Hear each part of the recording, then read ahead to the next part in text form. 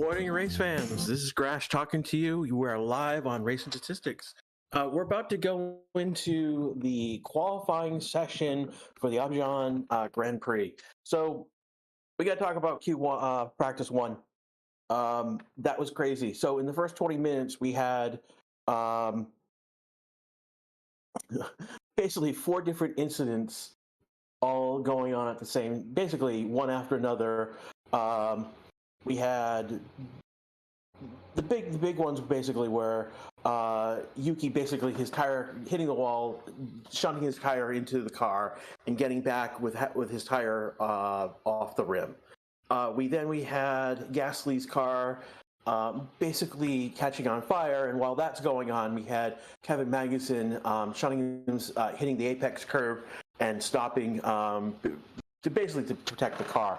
We had Sykes hitting the wall earlier on in that session, and yeah, that's basically first 20 minutes of that session red flagged, and that's a big deal because it was a red flag day. We lost about 10 minutes of time on track, and again, this is the only the only practice session we had all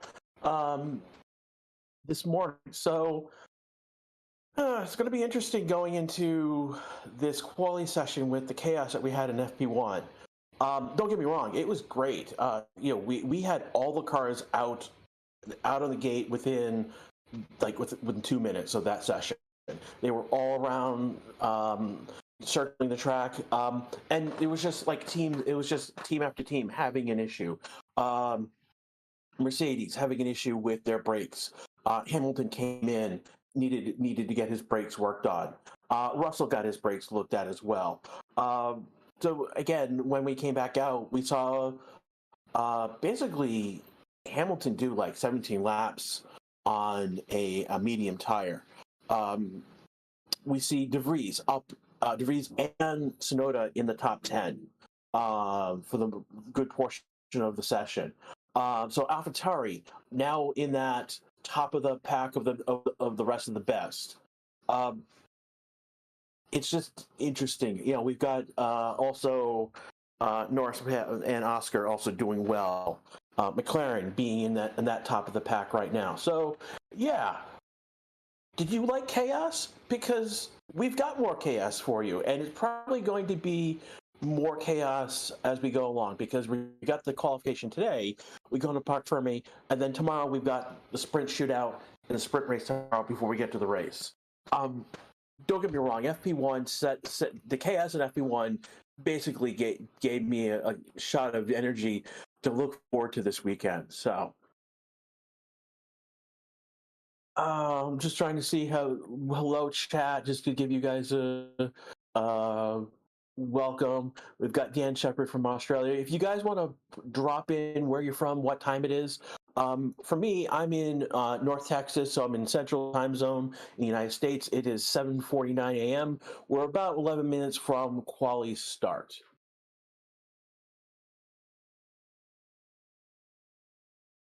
IDK, just hello. I just woke up. Welcome. You welcome to the land of the living. Evening, Paula, evening again from the UK. See who else? Connecticut, 8:50 a.m. Dude, relax. I was just in Connecticut, I moved from Connecticut beginning of this year. I am from New England. I'm in from New England. Grew up there. Go Bruins. Go Celtics. Go Red Sox. But I'm in Texas right now for work. So. You see, it's 7:49 a.m. in North Florida, Twin Cities, Minnesota, from Brazil, from South Carolina, Boston, 8:49 a.m.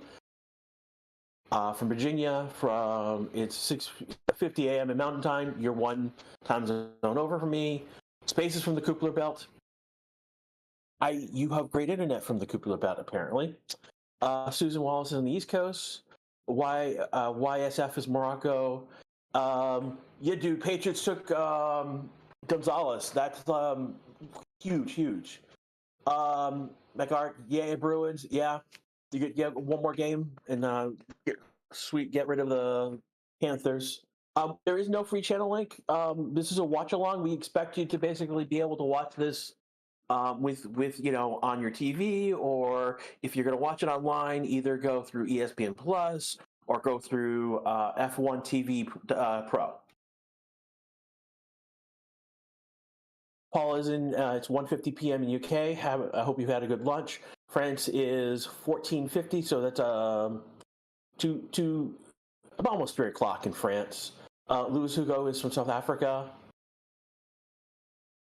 Ray LeCouth, Perth, Western Australia, 8:50 p.m. Dude, you are at the end of your day, so enjoy the fireworks that will probably happen during this session.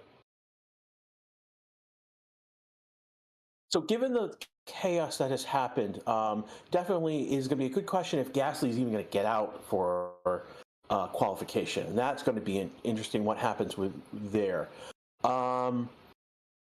The damage that was done to Magnussen's car looks like it was that should be repairable. He should be back back out on the grid for qualification.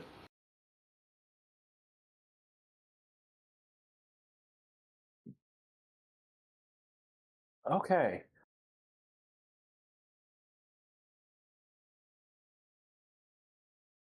And with me now, I'm waiting for Dan to come join the stream. He should be here in a moment. So yeah, well, we will be basically I have a partner with me today. Are you there? Yes, I am. Yes, I am. Good afternoon, everyone. Introduce yourself to everyone, my friend, because you're new to the channel on Tommy's Commentary. Yes, I am Dan Peoples. Of course, I've done multiple sim racing stuff, sim racing streams, sim racing broadcasts, but I've never done something on a real life event. Bound to do it in the future on the Next Gen Cup, the all electric, junior series that runs in Sweden, only in Sweden, for their inaugural season. But that's all I've done so far. New to, of course, this channel, but excited to get it underway. Of course, FP1 crash was very chaotic. One of the most chaotic ones I've seen in my time of watching F1. So it's exciting to see that Baku always delivers, and especially now on FP1, it has got me so excited for the rest of the weekend. You want to make any predictions in terms of what might go on during the qualification today? Well, it's interesting because Gasly, is he going to get out? We don't know. We hope that he's going to get out because there's a lot of upgrades on that Alpine. So Ocon also want to look at, of course, his teammate, Pierre Gasly, his teammate. Also, the McLarens ran really well in FP1. So excited to see where they stack up. Of course, they had a very bad start for what is normal for McLaren of the start of the season. So interesting to see what they can do. Also, the AlphaTauris looked quick. The Freeze looked quick. Of course, Yuki Tsunoda had that problem earlier on. You touched on it a little bit earlier on, and at the start of the Watchalong. And it's interesting because he's been quick at this track, Yuki Tsunoda, but I don't know, with the limited amount of running that he has had this season in that car, and especially at this track, what he's going to be able to do. I think Verstappen pole position, Perez P2, maybe Leclerc P2, because he was quick too. 1 lap pace for that Ferrari, really quick. Race pace is what they've been struggling with so far. So, it's interesting to see where that Ferrari stacks up in the qualifying. Yeah, I'm tempted not to make a prediction because of what has happened. It is. I can probably say it is probably within reason to see Verstappen again at the top of the board, taking pole, and that he's just unstoppable right now. He's like he was. Here's the thing: he was sick in Australia. He was like 50, 60, 70%, and basically these 3 weeks that we've had off has allowed him to just basically rest and recover. So he's going to be he's going to be a beast. And if we look at the poll that we've got up right now, who will get polled today? We've got Verstappen at 59%, Perez at 8%, Alonso 11%, and other at 22%. So again, 60%, about 60% of you are thinking that Verstappen is going to take the poll, and I kind of agree with you on that one. He's just in this. He's a brute. He's just, there's no other way to say it. He's just in perfect form right now. And he is right now like the best driver on the grid, hands down. I think Perez, it's a toss up between Perez and Alonso, who's the second best driver on the grid. But don't get me wrong. Leclerc is actually very good. When the only problem is that he will make bad errors, or bad errors are made on his behalf. Yeah. Well, it's been painful, especially last season when Ferrari had the chance to challenge Red Bull for that title.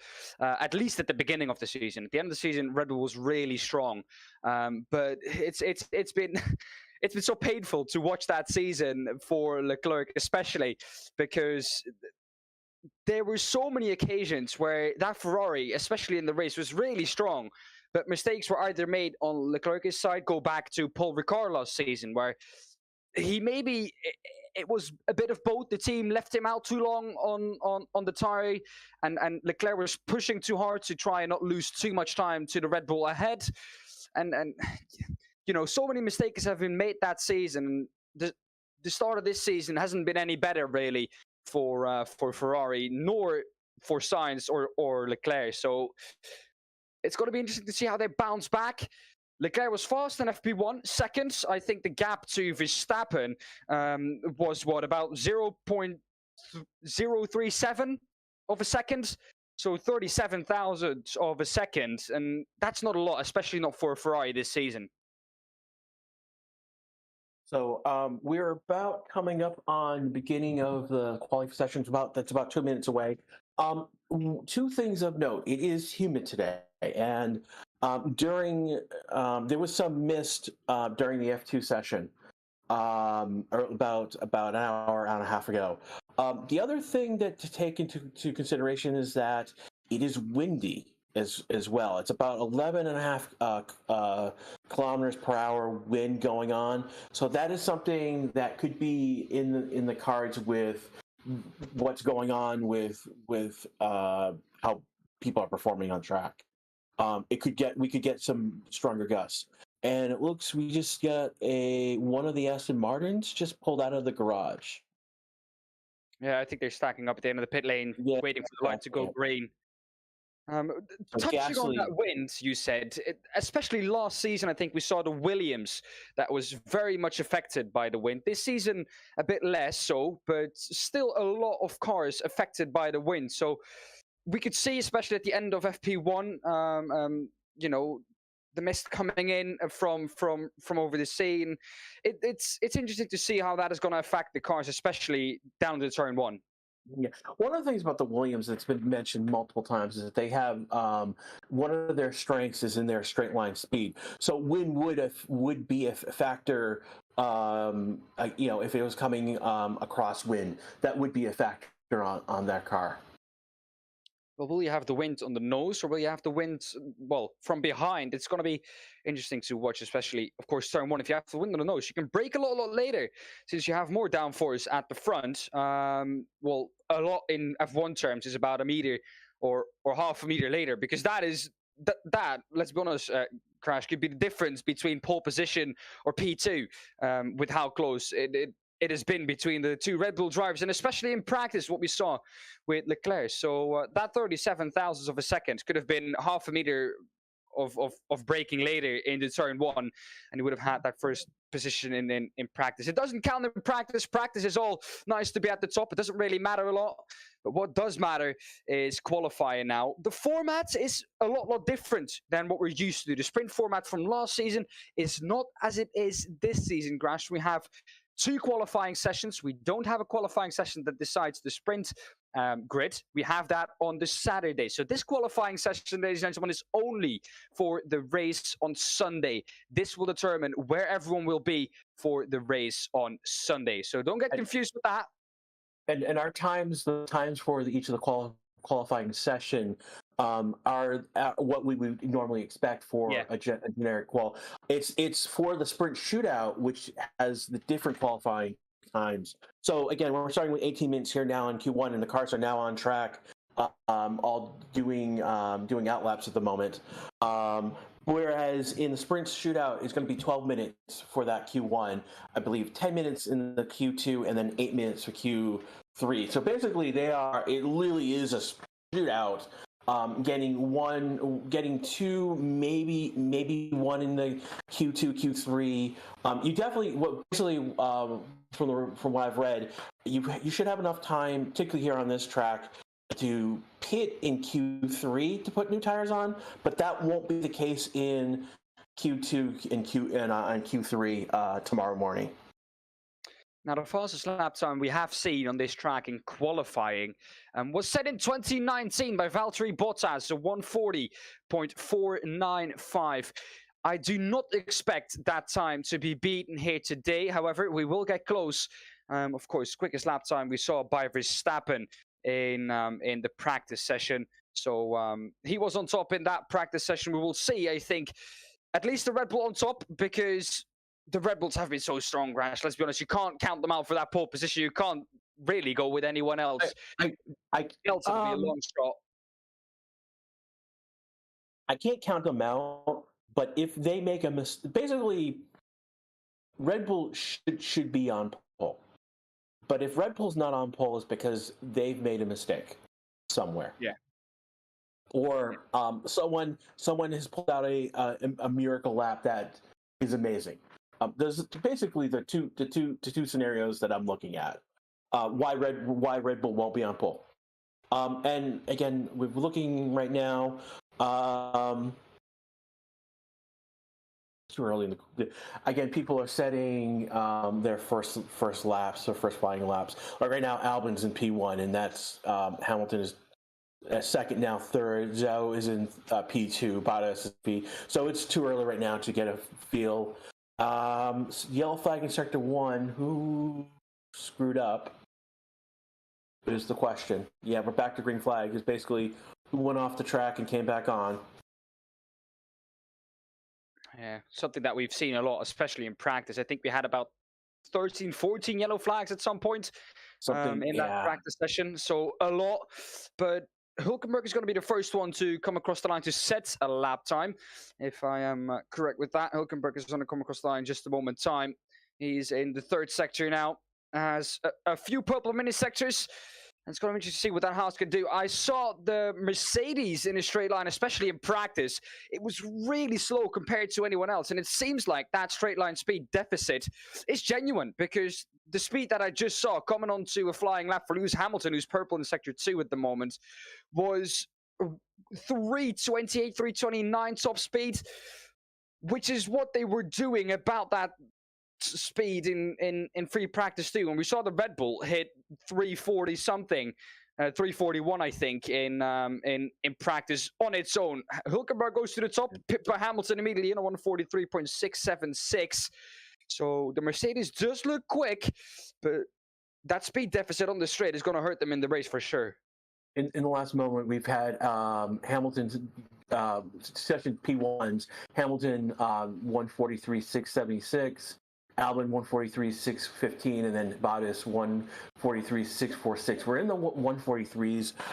We saw lowers. Stroll doing 143.526. We saw them closer to 142, in the high 142 in practice. So Piastri with a 143.15. There we go. Norris with a 142.791. So there we go. That's probably our first really good time set on the board so far. We still have Verstappen, Leclerc, Perez, Sainz, Norris is just at this time, but and De Vries on an out lap. So they're basically still, we got people still out there to set times. Leclerc jumping to P1, 142, 101. There we go. Verstappen, 141.887. So there we go. Those again. I was waiting for these times to come in because I saw the 143s and I know that they were pretty slow times for a first lap. Well, something interesting there. Someone, I think the Ferrari of Carlos Sainz pulling into the pit lane there. Don't know exactly what was completely going on there. Verstappen, of course, now first. You said it on that 141.887. About 1.3 seconds off of what the quickest lap time was. Like I said, Valtteri Bottas in 2019 in qualifying, 140.495. It could be beaten with the pace that we've seen from these Red Bulls, especially in qualifying. They usually crank it up come Q3, and they gain about, a second? So we're close. And I definitely expect us to be close, but that lap time from Valtteri Bottas, I don't think it's going to be beaten today. It could be, but it would have been a monstrous lap time from either a Red Bull or a Ferrari this evening. Well, Alonso was improving his times, but his times are pretty far off.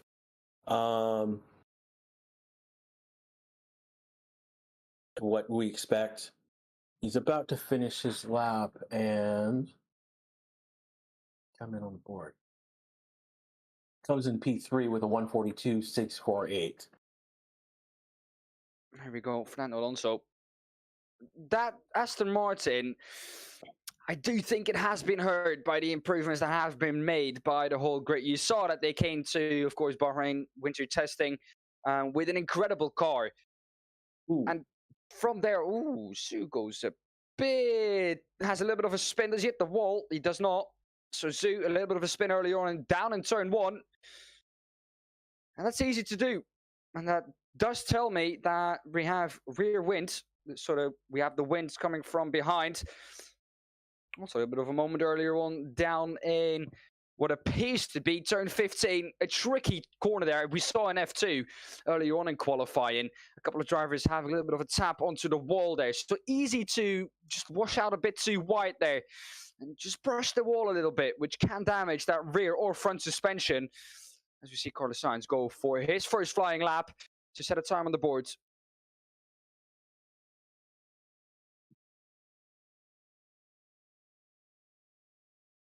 And which AlphaTauri is this?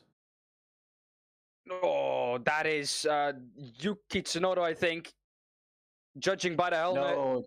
No, it's De Vries. Oh, De Vries has crashed, and they've red flagged the session. Now, was there contact? Because I saw from the right-hand side, which was a runoff, I did see a McLaren come out of the runoff, and that could have been contact or either slipstream that caught him out. They have not played the replay yet. Well, Nick De Vries has been plagued by so much in the start of this season. Is under so immensely much pressure, is the rookie. Yeah. I can't really call him a rookie anymore. He's Formula E champion. Just too deep into that corner. He's a rookie in name only, basically. Yeah. I mean, he's a more experienced driver, but just braking too late, I think. As you see it again here. Ouch, yeah. I think more experienced drivers would have gone for the runoff when they immediately saw they were braking too late there. Nick De Vries tried to make the corner. And, that's gonna end his qualifying session. That's a red flag out. The timer has stopped on 10 minutes and 17 seconds. It's Verstappen at the moment quickest on a 141.887. All drivers will return back to pit lane. It'll give the drivers some time to take a breather, look at some data, as Sergio Perez usually loves to do when he gets back into pit lane. Look at some data. Which data that will be, we of course don't know. Nick De Vries is out of the car and safe. Seems to be all okay. But that is an unfortunate incident for the Dutch driver, especially when you see that he's under so much pressure, Grash, and this is not helping him by any means. No. Yuki Tsunoda had that in practice. practice you can afford to do that, but qualifying is really when you need to be there. Yeah.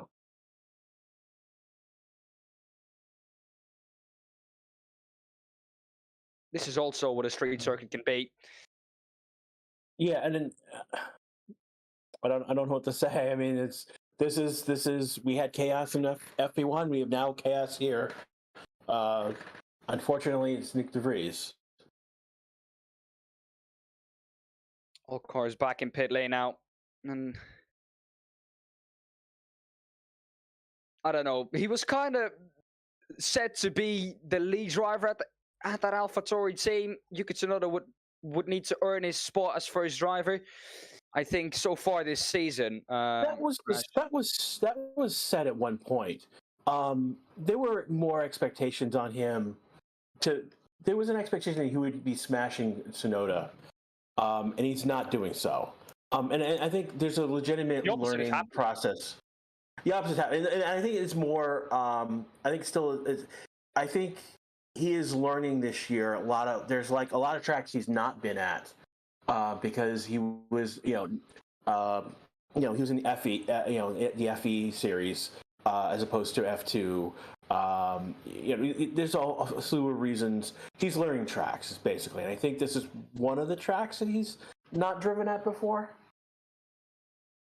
Yes, it is. Well, I think he did in Formula 2. Back when he was in Formula 2, he drove at this Baku street circuit. But also, Formula E is a series that predominantly runs on street circuits. So you would say that if there's one place where Nick de Vries would really be able to excel, then it would be this street circuit or just any street circuit. Now, Azerbaijan is not a street circuit like any other. It's a very high-speed street circuit. It's kind of the same as like we had earlier on this season. Well, I think race number 2. And so we're going to take a moment to reset right now. We've got about almost 2,000 of you watching right now. If you guys can give us a like on this channel, on this stream, that'd be really great. It helps us out. Again, this is Grash here with Dan Peoples. We're covering qualification for the Azerbaijan Grand Prix. Yeah, we're in a red flag session, so people who have just joined, we are in a red flag session. Nick de Vries hit the wall. He is out of the session. All I can say. He's okay, but the wheel crumpled. He's out of the session. Which is unfortunate. We are in Q1, 10:17 left. One of the things that you guys could do, if you guys are interested, we do have a Discord channel. And again, I'll just go over some basic stuff right now. We have a chance. We have a Discord channel. If you like what you're seeing here, you want to join the community further and keep talking after the session. I just dropped the link into chat. It's also in our description. The other thing you can do is you can join the channel, and that gives you access to some special emotes. Again, since we've got a red flag, I can go over and throw these at you right now. And I just put those in chat. And that you'll get a nice badge next to your name that's saying that you've joined the channel. And they are taking. Ooh, he's lodged in there. Yeah, it's going to be difficult to get him out there. We saw this earlier on in turn number 1 in the Formula 2 qualifying. And this is going to be a long red flag. They are going to have to replace that Tech Pro barrier, which is going to take a while. And it looks like it's actually stuck in the barrier pretty well. Pretty well. Yeah, that's so it's going to be a while before we get back to that. Look at it again here. Oh, he just went right into the barrier. Swoop. Ouch. Oh, yeah. That's just right front done. Yeah, if he was more experienced, if he had driven on this track before, he probably would not have gone for the go into the curve, and probably would have gone off off the track, the runoff area instead. Well, it's for us, Crash, it's also easy to say that afterwards, of course, once we see that has happened. But if you're in the car, that is a split-second decision. And he kind of didn't want to give that lap up, I think. He did set a lap time, but it was not a representative lap time. It was a lap where he made a mistake, backed off, and prepared to go again the lap after. He did that, and, well, that lap, he unfortunately parks it in the barrier in turn 3. A tricky corner. We've seen Yuki Tsunoda, the other AlphaTauri, touch the wall there in practice. He had a puncture. He could drive back to pit lane. But both AlphaTauris, even though they have been quick, and they promised us to be quick, especially with the time that Nick de Vries set in free practice, So it's a they're question not in living up chat. to expectations. Dan, there's a question in chat, and you probably have a better way to answer this than I can. Basically, someone's asking me if you think a tailwind had something to do with it, and I don't know. I don't know the answer to that. You might have a better. It seemed like a better feel for that answer. It seems like at the front straight, so into turn number 1, we have a nose wind. So the wind is down on the nose, which will mean that if we, turn 180 degrees, that the rear will get all the wind. It'll catch all the wind. So tailwind might be something to do with that. Now, that doesn't allow for any mistakes, even if you're Nick de Vries or anyone, really. It does make it more trickier, but if we now look, we have it on screen. You could know that if we look at that rear wing angle on that AlphaTauri has been completely set up for straight line speed. It is almost a Monta-spec rear wing. Yeah, we got and I think they're showing. What are they showing? Oh, you could know that. Did he have an incident?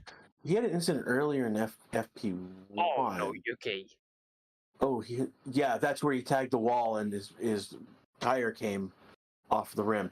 Race Control basically noted that Verstappen is being investigated for an unsafe release.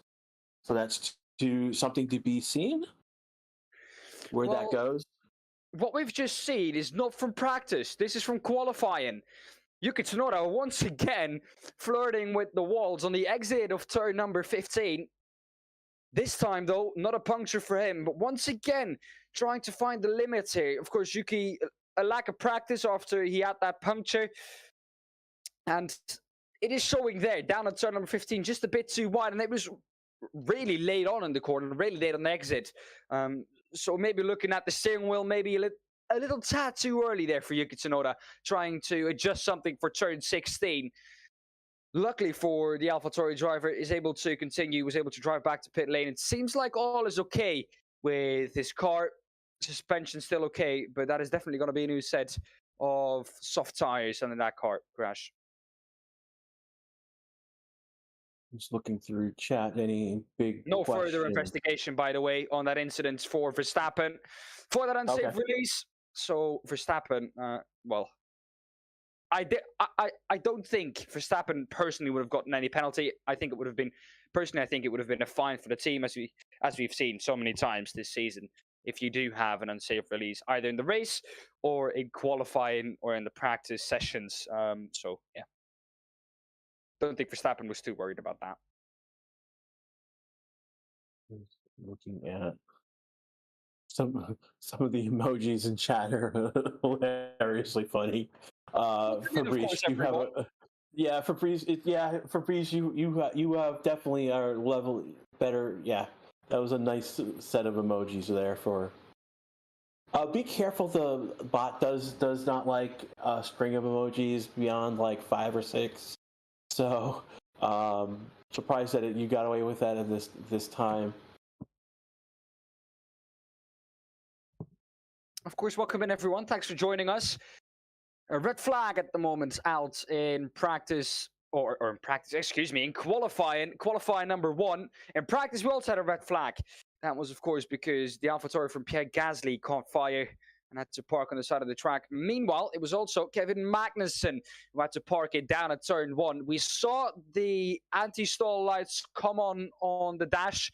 That does lead me to expect that it was a fuel pressure problem, which later got confirmed by Haas that it was a fuel pressure problem. So an unfortunate end for practice there by Kevin Magnussen. So Kevin Magnussen at the moment in P9 for himself on a 143.417. His teammate Nico Hulkenberg on a 143.010 in P6. So those Haas cars, though, Crash, seemingly going really well here at this track. Yeah, again, it's one of those like again, we've got all the midfield, and Haas basically either shows up or doesn't show up, and it looks like right now they are showing up. Again, McLaren showing up. AlphaTauri were showing up in practice, and now they are not showing up in Quali, which is unfortunate. More driver error than anything else in Quali right now with the AlphaTauri. Alpine right now struggling. Russell's struggling in P15. Then again, we've only gone 8 minutes in the session. We will resume at 17:24. That is in about 3 minutes.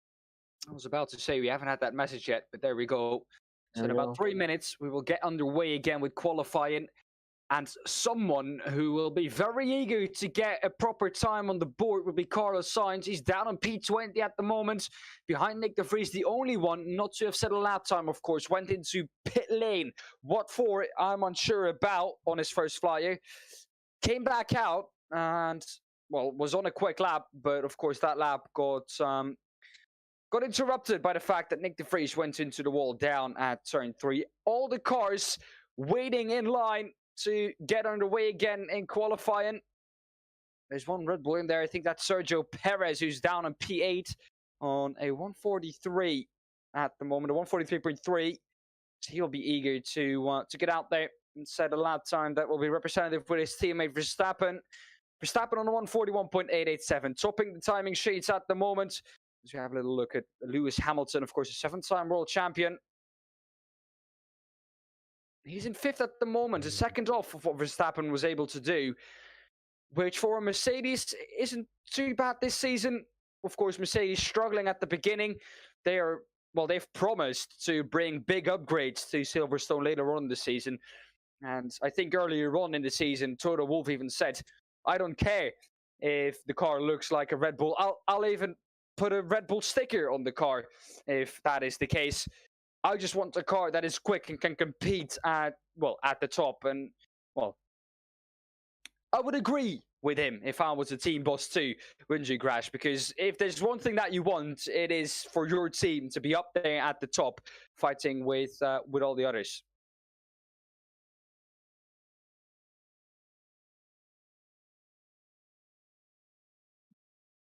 Ooh, what? At the start of qualifying, Nick de Vries also got put back into... Why still? I still have a brake by wire off. What do I do?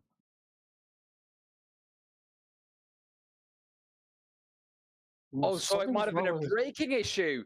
That might have been the cause of that accident too. If he had a brake-by-wire issue, that might, Crash, also give us an answer on why he went into the wall. So it might not be a driver mistake. It might just be... It might be a mechanical mistake. That is that's big. That's interesting that they rolled back and found that on the. As we're about to go out, basically the compounds we're using is the C3, C4, C5. This is the softest compounds that Pirelli has basically for this race.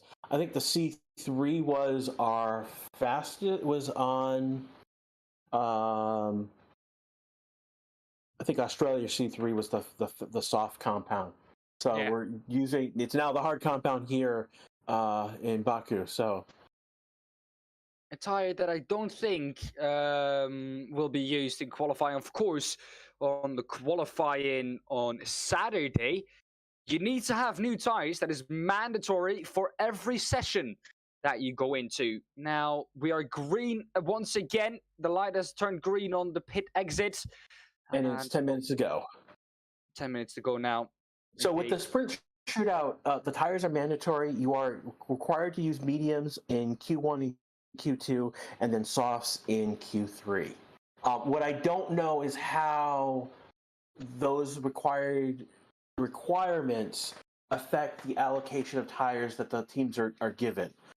So if you get into Q3, you have to use a soft tire. Does that affect your race run type thing? That's something I don't know what the answer is. It may be that these tires were I don't know if they're given a set of tires, for each session in qualification. So that's something I don't know what the answer is on that at the moment. How the format will look, though, is pretty interesting. Q1 will be 12 minutes, Q2 10 minutes, and Q3 will be 8 minutes long. Now, Q1 allows drivers to set a lap time, to set one flying lap time, go back into the pits for a pit stop, take new tires, whatever you would want, or change something to the front wing, because that's the only thing you can really do. Front wing and tire pressures is the only thing that they can change now after they've left the pit lane early on in qualifying. But they will only able to do that in Q1 in the sprint shootout. They won't be able to go back into the pits. There's just not enough time for in the Q2, Q3 format to do that. So yeah, it's you got to get it right the first time type scenario. And one of the Ferraris is slowing down for some reason. That's probably Carlos Sainz. That's on the exit of turn 15. He'll probably be making a gap for himself to get a good exit onto the straight and get a clean lap in. Now we're looking with George Russell on the nose cam. George Russell needs a lap time. He's in danger at the moment of being dropped out of qualifying in Q1 already. Now, I don't expect that to be the case. George Russell will probably set a more representative lap time here this time round. At the moment, on a 143.8. His teammate on a 142.9, about a second quicker than him. And he's in P5. So the gap from P5 to P15, not as big, about a second. We have yellow flags waved. And once again, a car in the wall. This time, it is Pierre Gasly who's into the wall. Oh, my God. And that is on the exit of turn 2. The French driver for the French team, a team that has so many upgrades on the car. It looks like he's smashed into the wall and exit pretty hard. That rear wing completely gone. All upgrades on the right-hand side of that car, and probably a complete upgrade package gone. I'm surprised.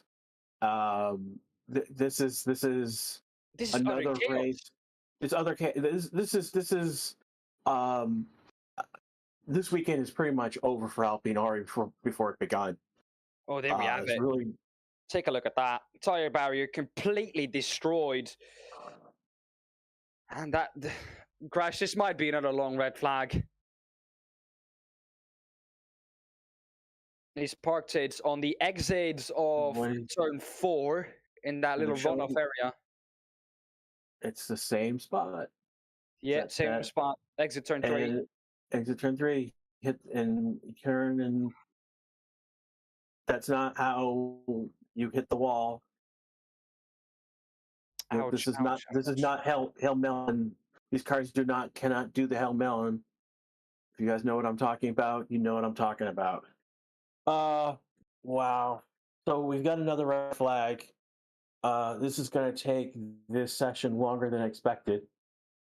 Now, Crash, that does lead me to believe, especially with both drivers now going off at that corner, that there is some wind involved in that. As we see Carlos Sainz on the exit off turn 1, almost hitting the wall. Oh, Carlos Sainz playing with fire. And that was millimeters away. I think about 10 centimeters away from the wall. Saved the car, destroyed the tires.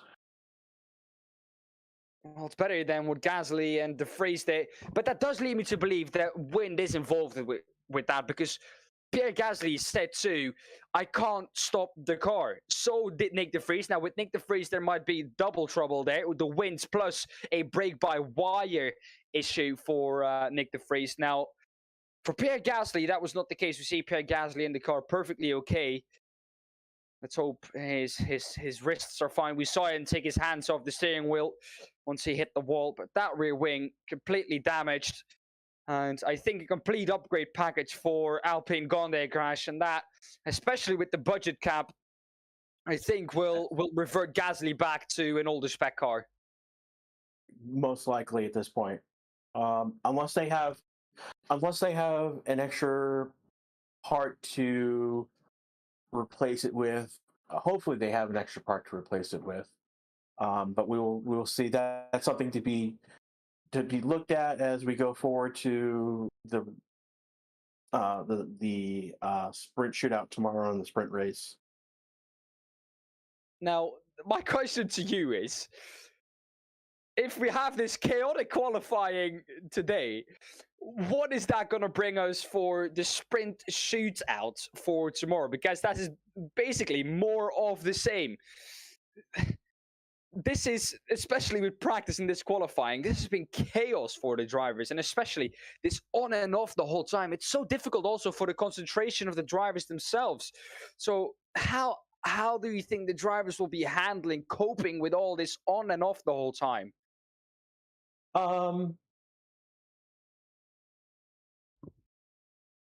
I think for the most part, most of the drivers, this is not as much of a concern. It's more of an annoyance than it is. It's an annoyance than it is an actual concern. Third red flag. This is if you count the morning session red flag. Yes, this would be the third red flag today. Which is interesting. But I think there are only a few drivers where, well, I don't know. It would be in the rookies. So Piastri and Sargent is the ones that this would be the biggest effect on, and because basically we don't want them to be dangerous ultimately. So the teams might pull them back a little bit. They might pull them back a little bit if they feel like something's up. But after that, I mean,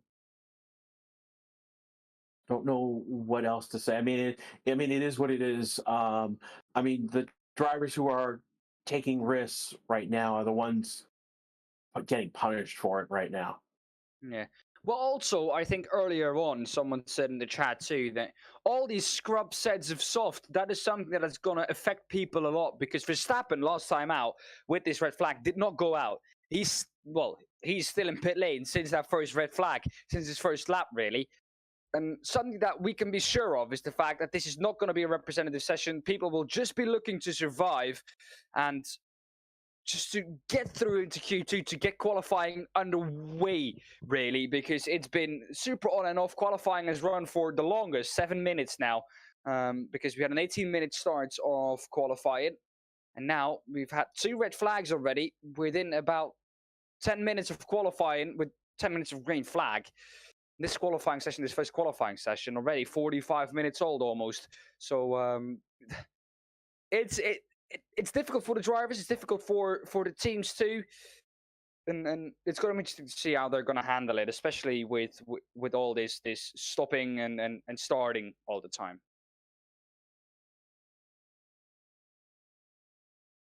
Air temperature at the moment in Baku, 19.2 degrees Celsius. That is 66 degrees Fahrenheit. Track temperature, 33.6 degrees and 92 Fahrenheit. So track is pretty hot. We saw that in the practice session too. Track has been warming up ever since. It's blue skies overhead in Azerbaijan. So the weather very much looking, well, pretty perfect for an afternoon of Formula One qualifying. A couple people in chat are asking about where we can watch this for free. You either need to like watch it on TV through where you are at, or online through subscription, like through F1 TV Pro or ESPN Plus. Yeah, there's really no true free place to watch this online. So we're not here to help you be a pirate, to be quite honest. Please don't ask in chat. I'm starting to put people, as I'm a mod for chat, I've started to I'm out people for asking those questions at this point. So Anyways, again, let's do a reset of where we're at. We have about 7 and change minutes left. Yeah, 7:32. It will restart in about 2 minutes. The cars are already lined up for that reset. And who's getting rolled back? Looks like the other AlphaTauri is getting rolled back for some reason. Oh no, this don't tell me now, Grash, that this is another break-by-wire issue. Now, what could also be the No, case, they just I think they're positioning him better yeah, because he's not in line with all the other yeah, cars. yeah. He's not on the fast lane, Um, he's not allowed to get in there. That's what they're doing. and so again, where we are right now is that we've just had our second red flag. Basically, our first red flag was De Vries hitting the wall, and then we've had Gasly. Sorry, it was Gasly hitting the wall to bring out the second red flag. So. Like Grash had about 7.5 minutes left in qualifying number one. This qualifying session a lot longer than most people would have expected here. So right now, those who are in the zone of basically chance of elimination is Ocon, Tsunoda, Gasly, who will be eliminated, De Vries, who will be eliminated, and Sainz. So there's three people that we're keeping an eye on. Russell is P15, Sargent is P14. So that's our bottom of the board right now, our elimination zone that we're looking at over time. Sainz has not been able to do a lap to set a time. And that's one of the things that we're looking at is he going to be able to set a time if someone else brings out another red flag? Carlos Sainz at the moment, fifth in the championship, of course, on 20 points. Quite a long way ahead already of the man in P4, Lewis Hamilton, on 38 points. But like I said earlier on, the tires is something that they're going to think about now. They're going to have to think about because you can put on a new set of softs, but that's going to hurt you in Q2 now for a Ferrari. Let's be honest, Crash, that wouldn't be too much of an issue as they've repositioned Hulkenberg or Magnussen, either one of the two. I think Magnussen back into the fast lane. Wait, they've already started the session and there's already a yellow flag in sector 1? Don't tell me that someone is stopped again. Someone, it looks like they've gone off the track and come back on. Yeah. So it's already back to green flag. They're rolling out of out now.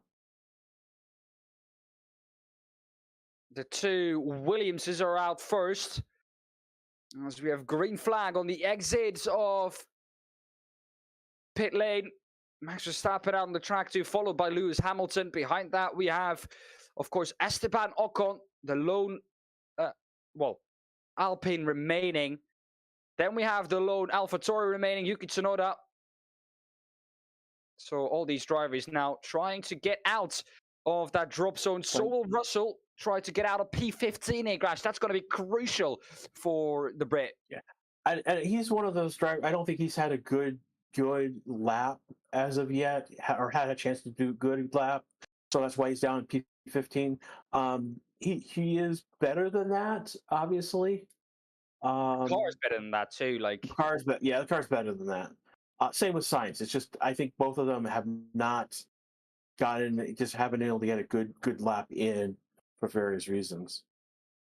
Now, are we going to get through this qualifying session for the next 6 minutes with green flag running?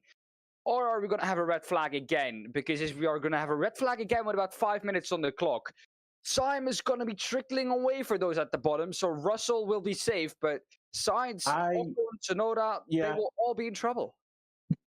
Yeah, my gut feeling is we might get another red flag, and it'll come in like the last minutes, like last 90 seconds in the session, and that will bring the session to an end.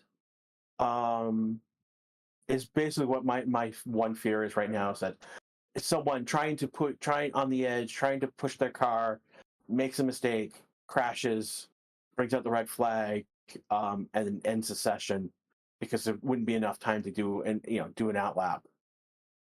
Now, to get around. Sorry, go ahead. Yeah, and I would actually go even up to 2 minutes. So I'm looking at one of I think the Alpine. No, that was Russell. That was a little scary for a moment. I don't know why, but yeah, if we can get through the next 3 minutes, we should be okay. Well, now Verstappen went out on a scrubbed set of softs. So he's not out on a new set. He is purple in sector number 1 at the moment. He's very quick. There's 3 purple mini sectors there. But he doesn't really need to improve a lot. Russell, however, at 10th and a half, a bit more off of Verstappen, his first sector time. Ocon at the moment, 7/10 down on Russell, his lap time. I think we really have to look at Logan Sargent for the cutoff for that Q2. We got to keep an eye on Albon. He's just set a factor sector 2. That's just been taken by Perez. Verstappen has set a new fastest sector 1. So these are the 3 drivers I'm keeping an eye on at the moment. Sargent doing okay, improving on his times. Nothing, nothing. Verstappen. Albon up to P3. Albon up to P3, so he should be safe. One lap time. Sargent Perez, also P6. Perez P1. Perez P1, 141.756. Track is quick at the moment. Track has evolved a lot during the time that we were red flag. Of course, got a lot cooler. The sun has gone down a bit. So Albon is in P5 and Sargent is P9. So that is something that Williams is up there. Alonso P8. Where's Stroll? Stroll's in P15 right now. So Sainz still has not set. Where did he jump to? So Verstappen just did a complete purple dominant lap for 141.398. Sainz is now in P8, so he's finally set a time. So our bottom, basically 3 that we're looking at right now, Magnussen, Bottas, and Zhou. Bottas just jumped up to P15, so Piastri is in the danger zone. Zhou is in the danger zone. He just improved, though. It was not enough. Sargent just jumped to P15, so it's Bottas, Zhou, Magnussen in that zone. Again, gasoline debris already crashed out, so we don't have to worry about them. P19, P20. Magnussen, where is he going to put his car? He's already had a flyer, and he's down on P18.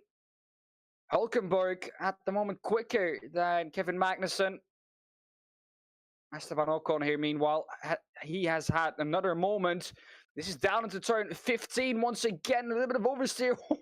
Whoa, Sissy's clipped the wall. Oh. That must be rear tire then.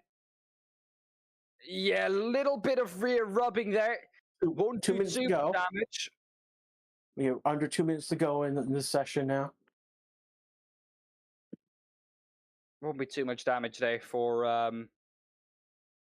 him. Lando Norris, who we're looking at, he's in 5th at the moment. That McLaren has improved a lot, even though visibly it hasn't changed a lot. Visibly, the Red Bull, I think, is the most changed car. The car that was already really quick has visibly changed the most. Leclerc at the moment in P3, about 5/10 off of what Verstappen was able to do. 4.5 to be exact.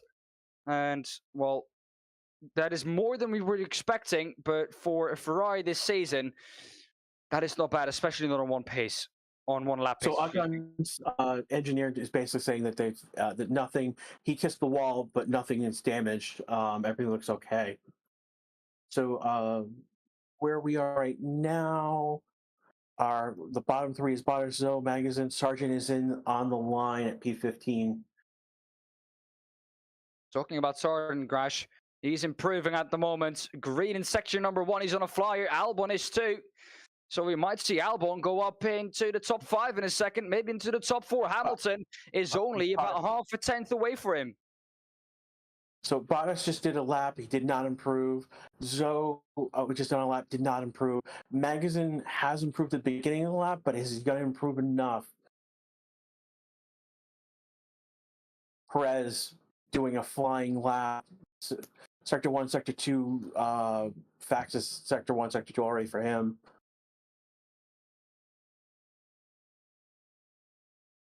Sargent has been improving on his times. 40.5 is really quick in Sector 2. 40.646 is what we've seen so far from Perez. First one across the line, though, is Alex Albon. to see where he can jump up to. He's already in P6, already close to safety. Does not improve. Logan Sargent behind him, his teammate. Can he improve? Yes, he can. Up into P7 he goes. P7. What a drive from Logan Sargent. Behind that, though, George Russell in P10. He might be in danger if he doesn't improve. The gap to, well, Nico Hülkenberg is not a lot. Yuki Tsunoda in P13 also improving behind him. Russell just jumped to P4.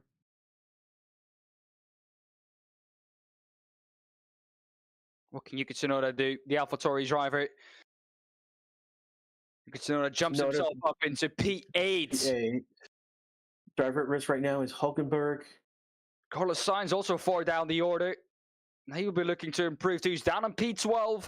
Bottas and Zhu both improving. Bottas outside of the drop zone at the moment with the time that he's running. Sainz across the line, pops himself up into P8. Hülkenberg moves up to P14. Piastri is the driver at risk at P15. His teammate is up in P6, so for Piastri to go out, that would be a huge dent in his confidence probably. Bottas across the line.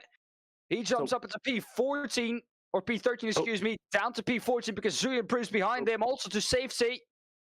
And then Piastri goes to P11. So that means that Zhu is already out. Ocon now the driver at risk. Leclerc going purple in Sector 1. He might set the quickest lap time, and he does. And it's now for elimination, it's going to be Zhou, Hülkenberg, Magnussen, and again, Gasly and De Vries, who have crashed out, are going to be basically the 5 eliminated. Now the gap between... Leclerc had a fastest Sector 1, proved it in Sector 2, gave us a time of 1:41.269. He's about a little more than a tenth faster than Verstappen. Alonso 1:41.7, about a half second slower than Leclerc. So the Ferraris are showing up today with Leclerc. Not sure why. I guess Sainz just had a hard Q1. He does finish in 9th in the session. The 5 again to look at in the next session is Sargent, Piastri, Stroll, Bottas, and Ocon. They are the ones 11 through 15. So they're the ones on point for the next session. Now, the gap between the two teammates, about a second almost at Ferrari, something that we haven't seen a lot, even in the previous seasons between those two. So Sainz definitely having a rough run in Q1. We'll be looking to do better in Q2. We'll need to do better because P9 is at risk, of course, for the dropout at Q2. And in a Ferrari. We got to note here that from P5 down through P17, they all did a 1:42 in some regards. The cutoff ended up being a 1:42.62, but like we're within tenths. We've got groups with Russell, Hamilton, Norris, Albon, Lewis Hamilton brushing the wall, turn 15 too. Oh, did he? Big. That could be big. Yes, he did. It says clip the wall at the exit of turn 15, and then on the exit of turn 16, another big oversteer moment. We're going to have another look at it here. The rear wheel, or the rear tire from Lewis Hamilton, like with Ocon, brushing that wall, flirting with the walls a bit, and then another big oversteer moment from Lewis Hamilton coming out of turn 16. Did well to hang on to the car there. So have a little look at the front wing of that Mercedes. But Lewis Hamilton flirting with the walls a bit, the 7-time world champ. So it's going to be crazy because basically P5 through P11 are all within 0.2 of each other. Actually, 1/5. Sorry, not 0.2. 0.15 of each other. So 1.5. Russell did a 142.073, and Sargent is a 242. So yeah, we're it's going to be a fight for those spots. The ones up above Perez, Alonso, Verstappen, we're definitely going to get into Q3. So it's going to be interesting. It's going to be interesting what's going to happen as we go forward. QQ will start at 17:52. That is within 2 minutes.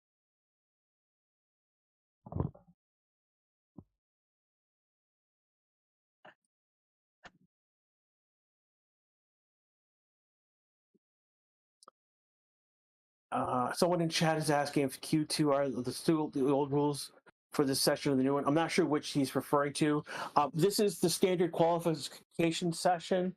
So this is what you would expect, on a Saturday, if you had P3 practice sessions.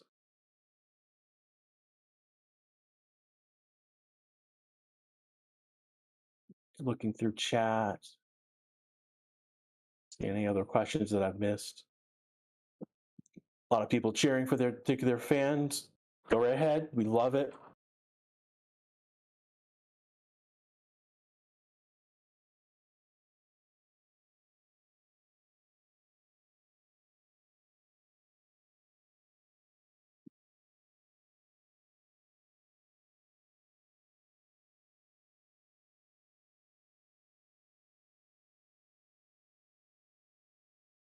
The cars are lined up.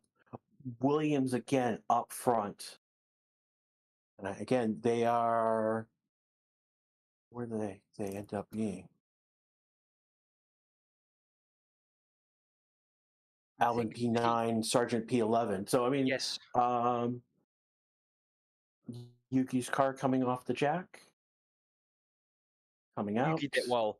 That car has been so tough to drive at the start of the season at AlphaTauri, and he did well to get up into Q2.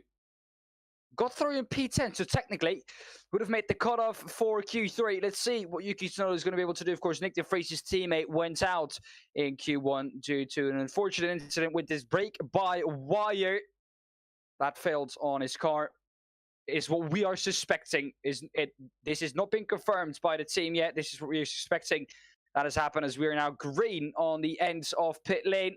Driver is able to go out, and it is once again the two Williamses out first. Albon ahead of Logan Sargent. Both of those cars making it through into Q2, which the last seasons is not something that was a given, especially both of them getting out of Q2 or out of Q1.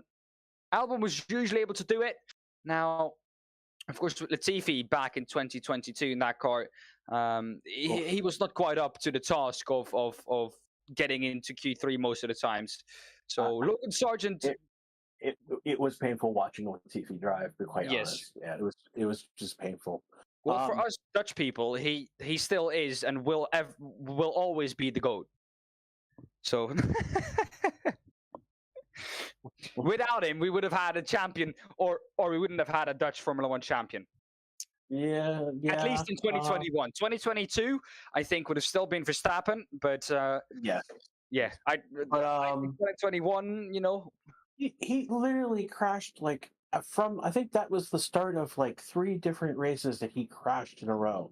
He crashed in the end of 2021. It's crashed in 2022 2-3 times right away. So yeah, we don't have anyone who's legitimately does not deserve to be here on the grid type scenario right now. Yeah, which I think is great. Yeah, no one. There's no one who is clearly. You put your thumb down as you really don't belong in this car. And you may, don't get me wrong. TV said, these drivers are all talented just to get here, but to really belong is another thing.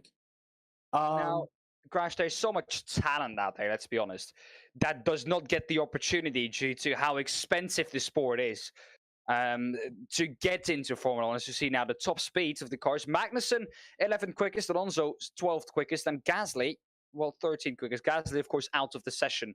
But the Haas's and the Aston Martin struggling a bit. There's so much talent out there, Crash, with karting drivers, F2, F3, that never get the opportunity to really get into Formula 1. And I would argue the only driver really that you would look to maybe replace with talent, and even that you could argue, because he has been proven to be quick this season, especially compared to Alonso. Honestly, is Lance Stroll, but still, but he's performed well. Yeah, he's been competitive. He's been like if this was last year, I agree with you.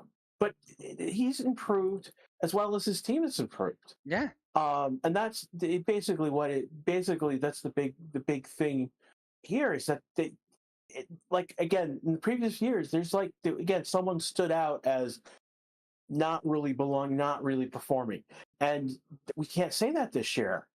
I mean, we've got again we've got again we've talked about how Williams have not done well. Williams is doing well here.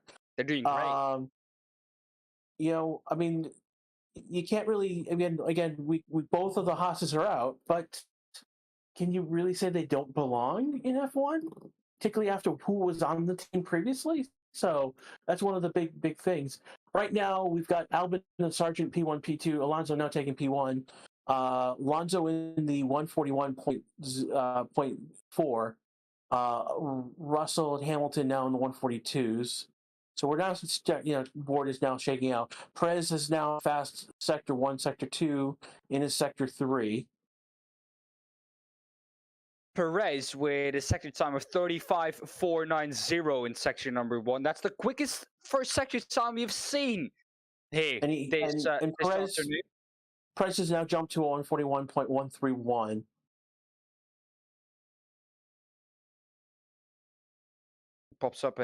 Puts him up into P1. Quickest lap time also we've seen so far this afternoon here in Baku. And you can see Max has improved on his times, but he's got a few he's not outright the fastest in sectors, but he's got several microsectors, and he takes P2. Fastest sector 3. So a tenth between Perez and Verstappen right now.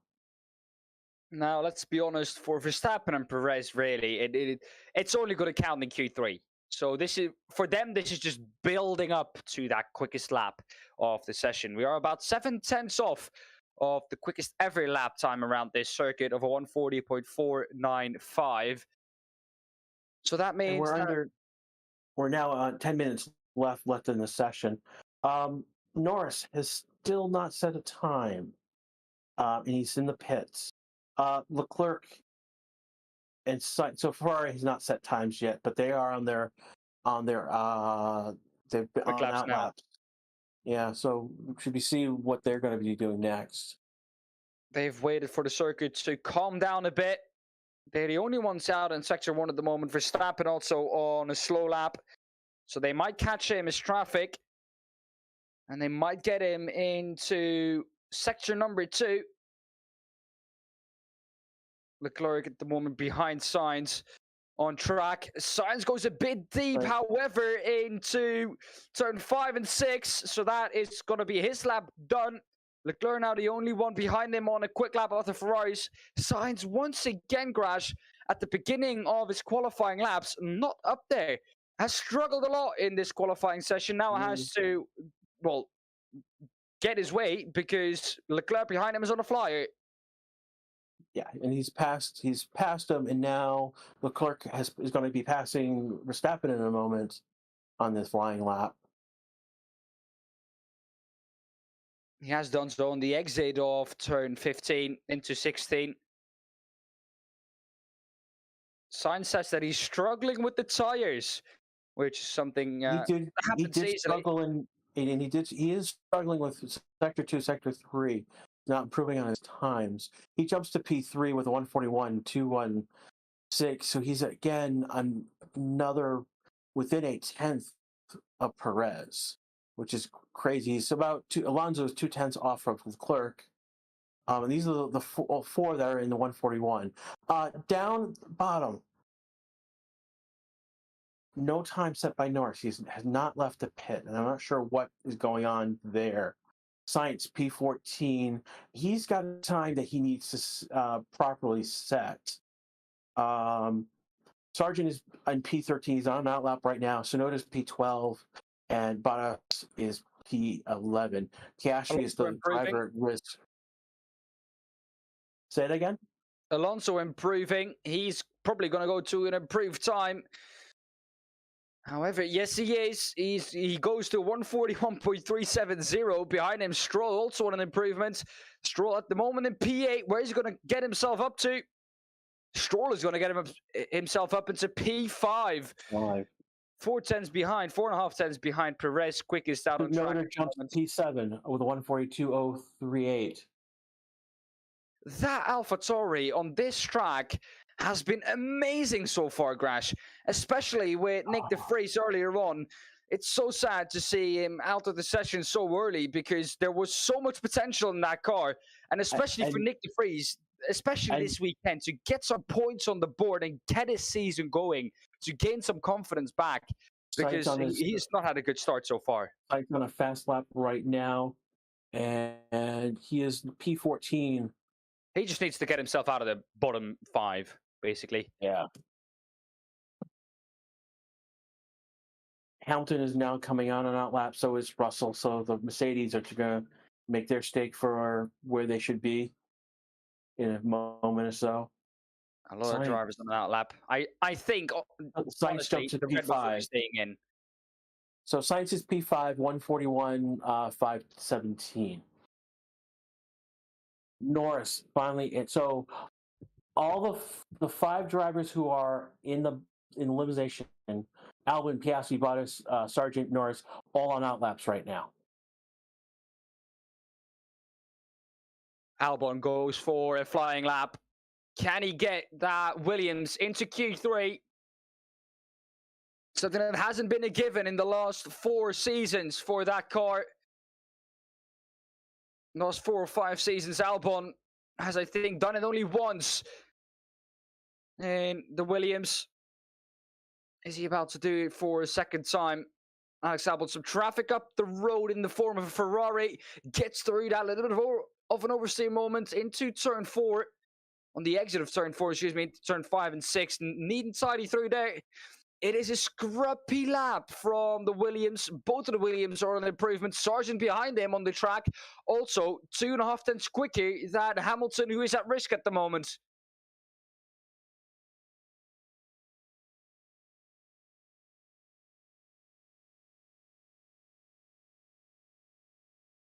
Hamilton himself improving also in Sector 1. So I think Hamilton and Russell will both jump up the order. But it's going to be interesting to see where is this Williams going to be placed, especially with what he's been able to do so far. Through the last sector, onto this long straight. DRS will open for Alexander Albon. Where is he going to put himself up to? Alex Albon is in P11 at the moment, jumps up into P7 into safety. However, the Russell and Hamilton behind there on improvement to Sargent behind him. P7. Where is he going to put himself? Sargent stays in P13. Norris, like you said, up into P7. Piastri stays in P13. Hamilton on half a second of an improvement in section number 2 at the moment. Leclerc just jumped to P1 with a 141.037. Like I expected, both Red Bulls staying in. So it looks like they still have the edge with the track evolution. And across the line, what is Hamilton going to be able to do?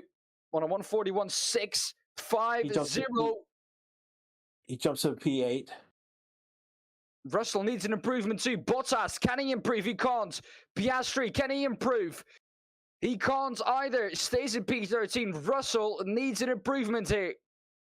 He jumps to P9 and there's a yellow flag in Sector 1. That might be Sainz. Oh no, Sainz might be in the barrier on the exit of Turn 3. Turn 3 is not claimed another victim, has it? No, he went off the runoff road. No, I saw a dot standing on the exit of turn number 3. Oh. And I got some big deja vu there. Reverses back onto the track, gets going into the path of, I think, Piastri, that is. And we're back to green flags.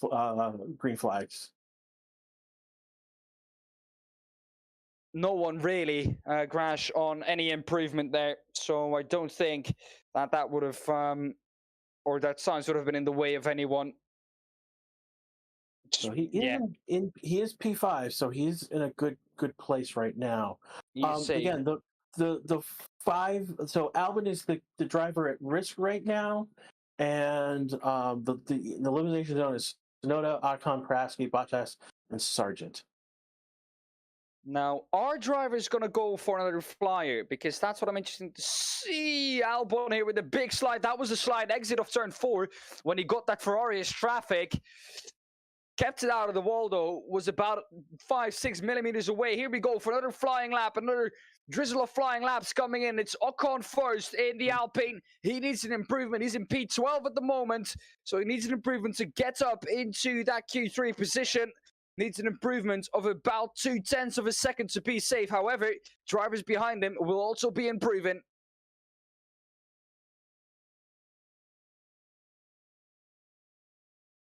And Alcon is coming to, he does a 3.7, which is, well, he improves on his time. But I don't think it's enough. Norris is out there on a flying lap. Verstappen's out there on a flying lap. Verstappen is fastest sector 1.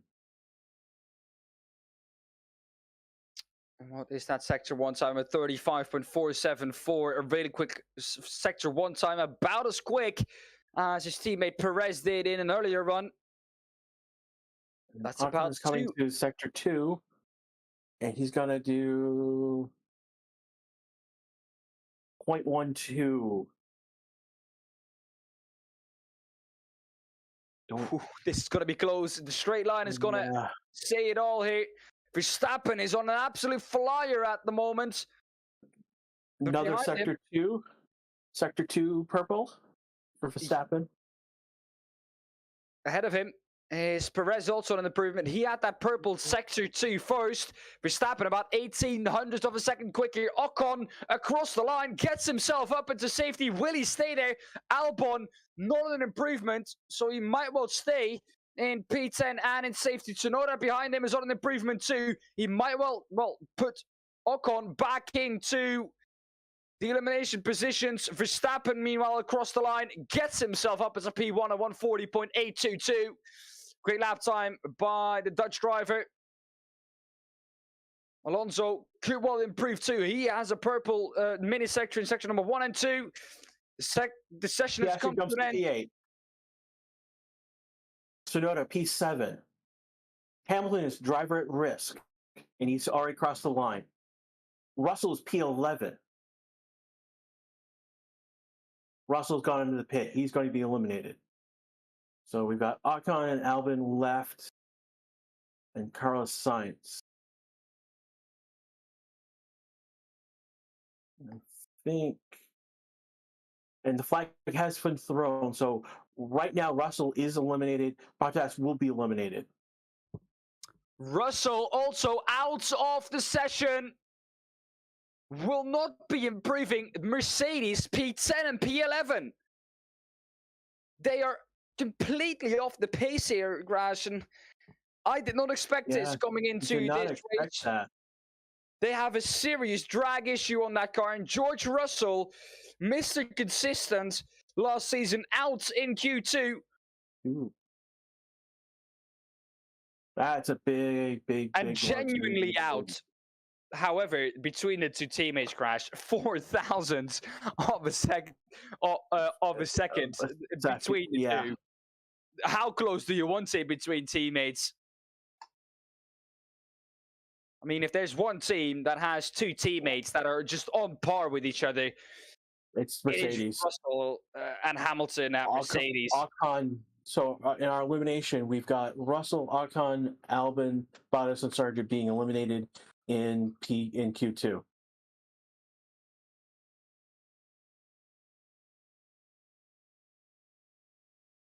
Yeah, the Russell being eliminated. That. Oh. Why is he being eliminated? Well, we've got Tsunoda up in P7. We've got the McLaren at P6, P9, both of them beating Hamilton at P10. Again, we've got Aston Martin, we've got Red Bull and Ferrari taking up 6 slots. We've got McLaren taking up the next 2 spots, and then we've got Tsunoda and then Hamilton to round out. This is nuts. To tell me that, if you would tell me that McLaren was going to have both of their drivers in Q3 after Australia, I'd be like, "Are you sure about that?" I'll be laughing. No. I mean, like, one of the things coming into this is that McLaren said that they basically brought so many upgrades. Is that they basically said this is the car that they wanted to bring in the first place, and they're proving it. Racing Troll Q3 will start at 18:15 local time, so that is about 4 minutes. The usual 7 minutes between the end of Q2 and the start of Q3. Starts when the checkered flag drops. There you can see at the bottom, Hamilton 0.13 seconds faster than Russell. And that comes down to turn number 1, 2, 3, and 4, 5, and 6. And at the back end of the track too, George Russell, a little bit of a slide probably coming out of turn 16. Yes, a little bit of understeer going into there, stuck on the curb. And that might have well been why he's lost out to Q3. Oh, grinding the floor over the curbstone there. The wooden plank on the bottom of that car will not be happy with that. Mechanics will definitely be checking on the floor of that car. Let's hope that Russell didn't damage anything. Verstappen gets through with a 140.822. Gets through to Q3 as the fastest man on track. About 2/10 quicker than Leclerc behind him, proving once again that Red Bull is so fiercely quick. So it's in Q2, it was Red Bull, Ferrari, Aston Martin, McLaren, AlphaTauri in the name of Yuki Tsunoda on a 141.569. I did not expect coming into this race that nor the McLarens nor would be the AlphaTauri in Q3, and that one of the Mercedeses would be out in Q2. But that is the case. You have Tsunoda, Stroll in an Aston Martin, then Piastri in the McLaren, and then Hamilton, the only Mercedes making it through into Q3. We're having a look at Yuki Tsunoda here down in the turn 1, and he'll be happy.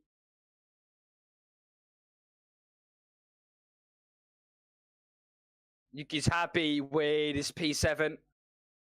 Got the confirmation that it was P7. I was very happy with that. Now you see the engineers and the mechanics on that car cheering Yuki Tsunoda on when he got that P7 in the AlphaTauri. An incredible drive. We're live with Q3 in about 2 minutes. 2 minutes before Q3 will start. Just give a reset of where we are right now. We are in Q3 quali. This is not for the sprint race. This is for Sunday's race, the Grand Prix race. So this is what we're setting the grid for Sunday's race. We got the full time for qualification as you would expect. Tomorrow, what's going to happen in tomorrow is when the first session is going to be a sprint shootout that will set the grid for the sprint itself. The sprint now is isolated as its own event, its own race with its own qualification, and it races itself. Basically, we'll be doing for the sprint race will be 17 laps around. So we're doing 100 kilometers. It's going to be 17 laps, and the expected time to do the sprint is about 30 minutes. The one thing that you guys have been hearing is that for the sprint shootout, times for that qualification session will be much less. It's 12 minutes, 10 minutes, 8 minutes for each of the sessions. So now, Crash, in terms of winners at this track, as everyone is now lining up at the end of pit lane to go green right about now. Light has gone green at the end of pit lane. Something that I quickly want to touch on is the fact that we haven't had any repeated winners here at Baku, so only different winners. If Verstappen or Perez would win this race, they would be the first repeated winner. So there's a big chance that we get a repeated winner. However, it could also be the case that one of the Ferraris wins in the name of Leclerc. However, they've been struggling with race pace so far. Verstappen, the second car out on track. Perez, the first one out, so the Red Bulls. Both of them, the first cars out on track.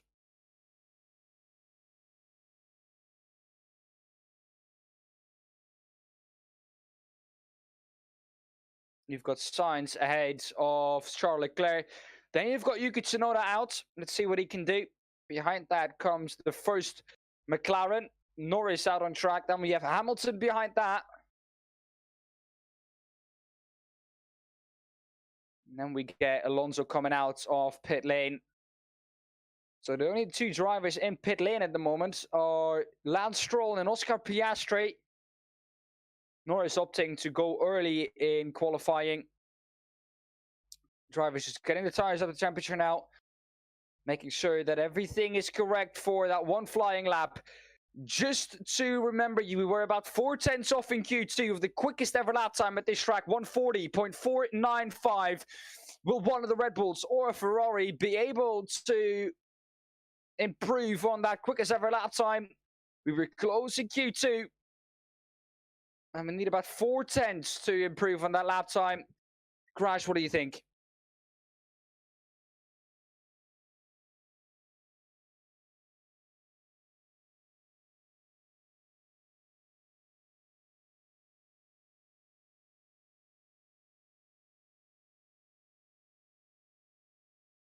Of course, with the one practice session that we've had so far, it has been extremely difficult, and we saw that at the beginning of qualifying. It was utter chaos in Q1. Q2 was a little bit more normal, like we're used to. Perez starting the first flying lap of Q3, and he's going to be the first one to set the benchmark for anyone else. We're looking with Verstappen.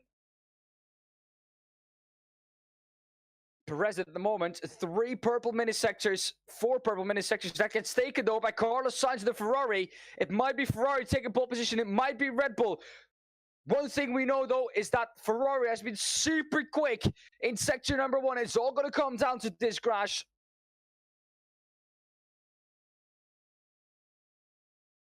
It is just mesmerizing just watching Verstappen drive, to be quite honest.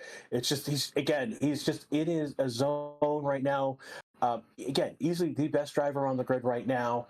Leclerc, Perez being your next to Alonso in there.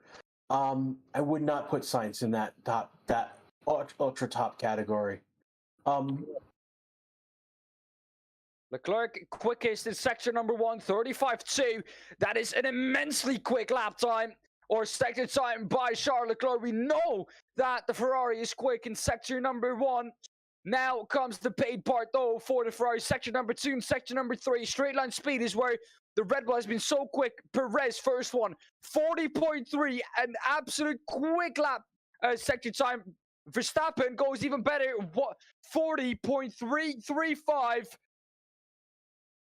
At the moment, it is Verstappen who could take the provisional pole position here.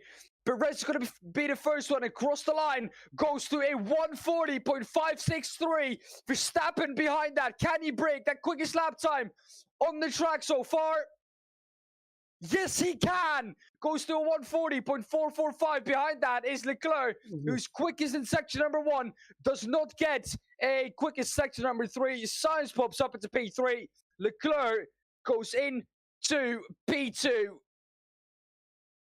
We are within about a 10th between Verstappen, Leclerc, and Perez.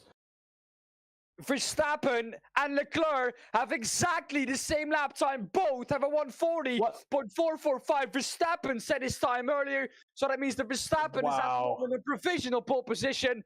But both drivers are on an absolute roll, and the time between the two, 0.000. Absolutely nothing, Crash.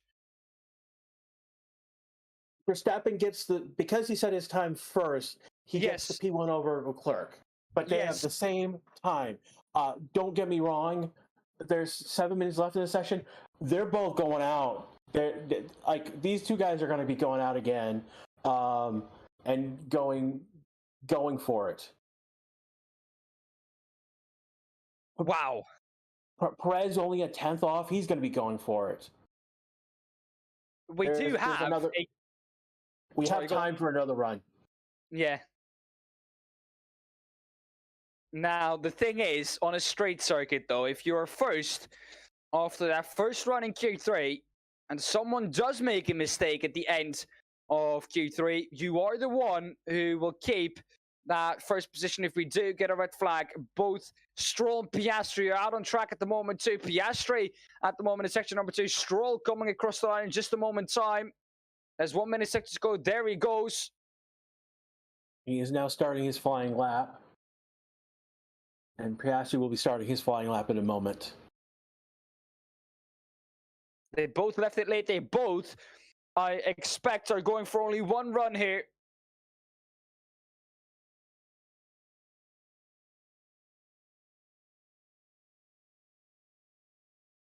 Alex Stryker, did Gasly crash? Yes, Gasly crashed on the exit of this particular corner number 3 on the track. Parked it on the exit of turn 4 on that little bit of a runoff there. Right-hand side of the car, completely destroyed, and that upgrade package into the bin. He will probably revert back to an older spec car. As you see, Stroll out on track now. His teammate Alonso struggling down in P8. The pecking order coming into this race crash completely thrown on his head. So far, it seems like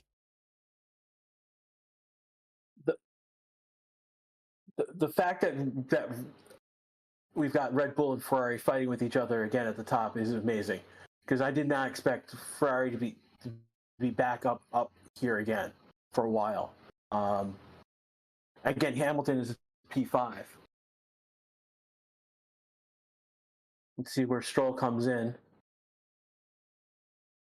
Stroll has 1 purple mini sector in sector 2, so that leaves some time on the board for those top guys to improve too. And he jumps to a P7 with a 141.971. Still ahead of his teammate. Ahead of his teammate still, but he is a wily fox, so we'll see what he does next. Well, the first time this season that Lance Stroll might beat his teammate Alonso in qualifying. Piastri in section number 2 also. So right now we only have Stroll and Piastri on grid, and I think Stroll is about to come into the pits.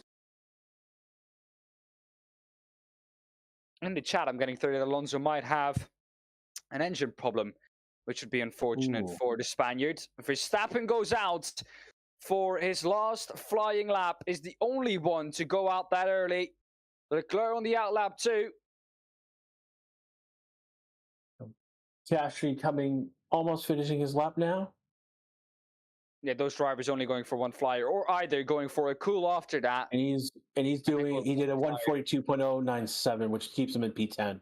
Stroll says the DRS isn't working, so he did that lap time without DRS, which is a really quick lap time, and that it makes it even more impressive that he is ahead of Fernando Alonso. Fernando Alonso, meanwhile, is on an out lap, so that does lead me to expect that if he does have engine problems, that those engine problems have been resolved in time for another run in Q2 or in Q3. Alonso is coming out for an out lap now. Yeah, that DRS did not open on Lance Stroll's car. Oh. He's going to lose at least 3-4 tenths there on that last run to the straight. Leclerc now. This is going to be absolutely immense. The Ferrari and the Red Bull both equal on pace at the moment. If none of the two improves, it is going to be Verstappen who's going to take pole position, or it's going to be either Perez or Sainz. So we have 3 minutes left in the session. This is pretty much going to be the last run for these drivers. They don't have time for a cool lap after this one. As Mick Schumacher looks on in the Mercedes garage. Seeing how the 7-time world champ gets his car up into P5. George Russell down on P11. Meanwhile, Fernando Alonso out of the pit lane. a little bit of an incident maybe with Lewis Hamilton. Oh, a little bit of a lockup on the start of his flying lap for Fernando Alonso, or on the start of his warm-up lap, as now Charles Leclerc is gone for a flyer. The last flyer of the session. Let's see what the Ferrari of Charles Leclerc is going to be able to do. Behind him is going to be Verstappen, also on an improvement. He's going to be one of the last drivers to come across the line. And I can tell you why Leclerc has gone earlier, because he doesn't want the same. If both drivers on the same time again, it will be Leclerc who will get the pole position now if he improves first. And Leclerc goes purple in Sector 1, 35.224. Ooh. A banger of a lap time so far. That Sector 1 is ultra quick. Perez takes sector 1 fastest. 35.177, Grash. That is the quickest Sector 1 time we've seen so far. It's almost a tenth faster than Leclerc. And a tenth faster exactly than Max Verstappen. We've already seen an improvement on the overall best lap time on this track. Are we going to see another improvement? Leclerc is green in Sector 1, purple in Sector number 2, 40.1 in Sector 2. What is Perez going to be able to do in Sector 2? He comes through with a sector time of 40.5. It might be Leclerc taking pole position here. The sector time of Perez in Sector number 2 is by far not quick enough. Leclerc across the line. What is he going to be able to do? 40.203 for Charles Leclerc. Behind him is Sainz. Can he go to pole position? He cannot. Perez, he's going to be the first one to improve. Sector 3 is quick. He does not. Keeps it on a 40.495. Verstappen, does he improve? No, he does not. It's Leclerc with the pole position. A 40.391. Leclerc about 2 tenths quicker than Verstappen, the king of Baku. Charles Leclerc takes it once again. What a drive from the Ferrari, and well, what a time. Sainz about 8 tenths off of Charles Leclerc. I think it's just Leclerc himself who feels so comfortable, Crash, on this track. What a drive from the Monegasque. Oh, that is an incredible drive. He just went for it. He's about 2 tenths faster than Verstappen, which is crazy, given that they were previously tied on time. So, where did that come from? Verstappen was slower in Sector number 1. Did not quite set a purple Sector 1. Neither did he improve. Charles Leclerc, very happy with that pole position. He did set like when he started. Basically, he did have a purple Sector 1. It was taken by Perez. I think it was taken by Perez again in Sector 2. But it's in this Sector 3 where he basically pulled ahead to take the fastest lap. Now let's see what they're going to be able to do in the race on Sunday. We have the sprint race before that. But what a drive from Charles Leclerc, Grash. And no one, I think, coming into this weekend expected someone else than a Red Bull to take pole position, especially with the straight line speed that the Red Bulls have. Yeah, but Ferrari was definitely not. Charles Leclerc even pushed the tech broke barrier to the side coming into turn 1 on the exit of turn 1. He was all the way on the exit there, all the way to the wall. And luckily, the tech bro barrier can give a little. But something must happen, Crash, to Sergio Perez in the middle sector, because he was purple. He was almost a tenth quicker than Leclerc in sector number 1, but he was 4 tenths slower in sector number 2. So something must have happened there. Red Bull has been slower in that second sector all day. That doesn't surprise me. They have been slower all day in that sector, but not by 4 tenths. If you take Perez's quickest sector 2 time, he would have had pole position. He would have had pole position if you take Perez's quickest second sector time. He would have been on pole position. Moving on. Basically, the story coming out of here is, our top four is Red Bull and Ferrari. We've got Hamilton P5. We've got Aston Martin in P6 and P9. McLaren in P7 and P10, and then Tsunoda in P8. If you told me that McLaren and Tsunoda were going to be in the Q3, I wouldn't, I probably wouldn't have believed you, to be quite honest, at that point, because they've had the worst luck of their teams so far. Again, Nick Vries being fortunately P20 right now. Yeah. Well, unexpected, really, coming into qualifying, but what a story this is. Charles Leclerc, the Monegasque, back on top, like he did, of course, earlier on. Did it in 2021, did it in 2022, and does it again in 2023. The king of qualifying in Baku is back on the top step for the first time this season after Quali. The question on hand really is, can he do this again tomorrow morning? He should be able to. He should, but we'll see. Will they take the same risk? Because, of course, the sprint shootout doesn't give you as many points as the main event, the main race does. So are they going to take that risk again? That's the question. But with the car that he has, with the speed that he has, he might well be able to do it again. Now, I'm expecting more from the Red Bulls tomorrow too, because there was more in there. Verstappen didn't get it together. Neither did Perez. He made a mistake in section number 2, which led him to only take P2 in the end. So, difficult, really. Yeah, no, I mean, it's going to be interesting on Sunday with this race order. Again, where we're going now is that now we're basically, cars are in park firming, which is weird. We're going to get another qualification tomorrow for the sprint session. Points are points, man. I mean, Ferrari's looking to claw back some of that distance from Red Bull. So if there's points on the board, they're going to go for it. I can't see them not doing that.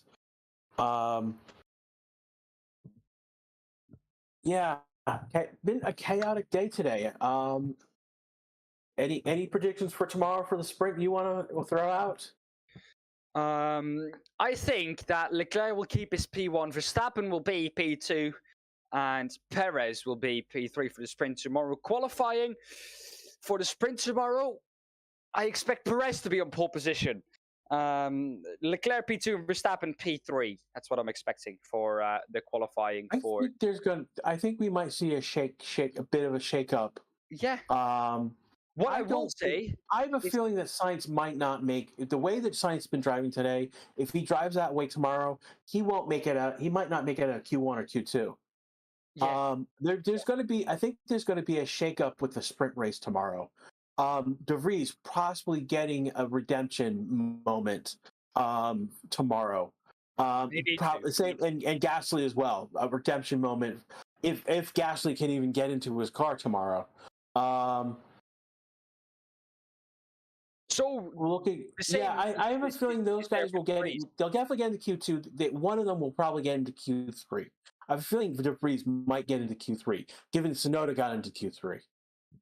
I think McLaren will be in Q3 again as well. Yeah, that car, that AlphaTauri, has been at the back of the grid for the first 3 races this year, and Tsunoda has just popped that car up into Q3 with an incredible drive from the Japanese driver. It's so much shake-up has been done in over the last 4 weeks, and I've really enjoyed seeing these cars back on the edge again. And back on the limits, because I've missed this, and it's so great to see them back now with the limited running that they've had. That might shake up the order a bit for the next race, because there will be more data, there will be more practice for the drivers to go off of. But this is definitely I good don't want to sign jump. for this new Yeah, I sprint mean, like, format. don't get me wrong. I'm looking forward to Miami, but I don't want to jump over this race to get to Miami just yet, because This is just a good what I've sign. seen today.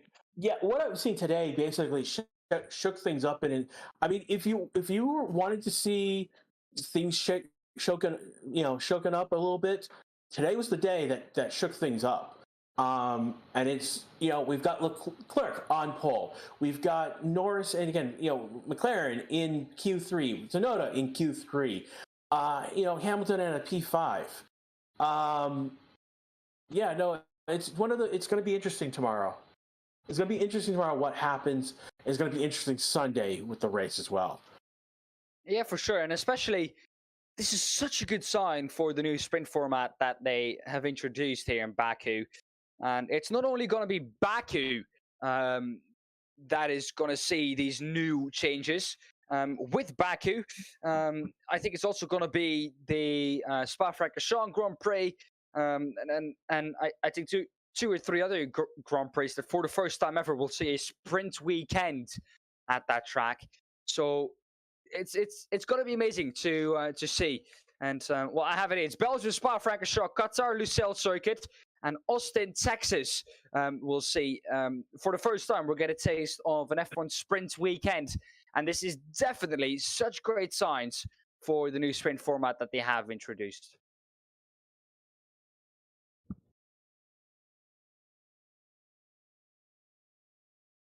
All right, so I think we're at a good point right now where we can, again, so for the Sunday's race, Charles Leclerc is the pole sitter.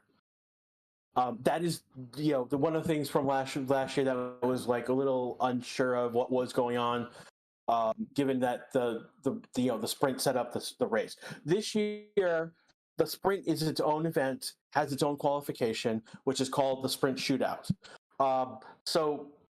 So this is, again, he qualified as the pole sitter. He will be the on pole on Sunday.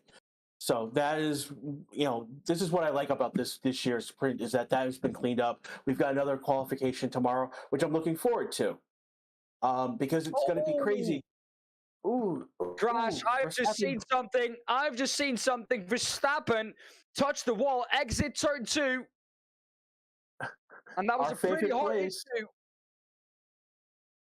It was just enough to slow him down. Well, that means that he was giving it absolutely everything, though, in that last qualifying session and in that last qualifying lap of his. Left nothing on the table, not even a wall touch on, in turn number 2. What an amazing qualifying we've seen. The qualifying result for you, of course, we will have for you in a second. Of course, an amazing qualifying. There we go. Qualifying result for you. The top 3. P1, of course, Charles Leclerc, Max Verstappen in P2, and Sergio Perez in P3. Carlos Sainz, the second Ferrari on the grid in P4, Lewis Hamilton P5, Fernando Alonso in P6, out of Lando Norris in P7. Then we have Yuki Tsunoda in P8 in the AlphaTauri, the only AlphaTauri through into Q3.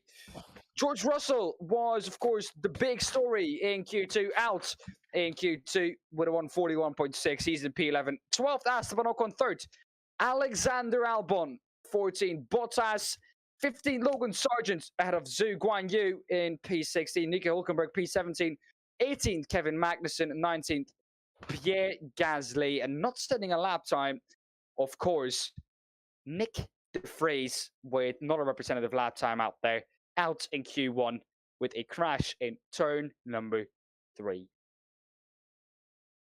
Oh.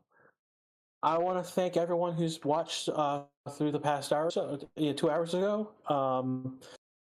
Crazy session today with FP1. Crazy session with qualifications. We saw again three red flags today. Crazy chaos. Again, this is Grash. You guys have been watching Racing Statistics. If you want to continue the conversation, come join us in our Discord channel. I'm going to be dropping that into chat. Again, if you're watching this after the fact, it's in our description. Yeah, Dan, anything you want to say before we take off? No, thanks for having me. Thanks to everyone, of course, for watching. It's been an amazing qualifying. The best qualifying I've seen this season so far, especially with how things were shook up. And yeah, looking forward to the sprint shootout tomorrow, and then to the sprint race, of course. But no, thank you for having me. Thank you, everyone, for looking at this watch along. And yeah, once again, thank you for having me. Right.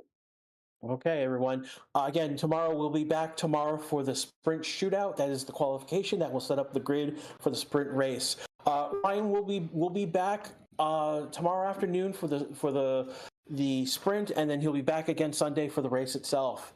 From everyone here at Race Assistance, I want to have you guys have a good day. We'll see you guys tomorrow. Hopefully, not as much chaos as today, but just a little bit for flavor. All right, this is Grash. Have a good afternoon, everyone.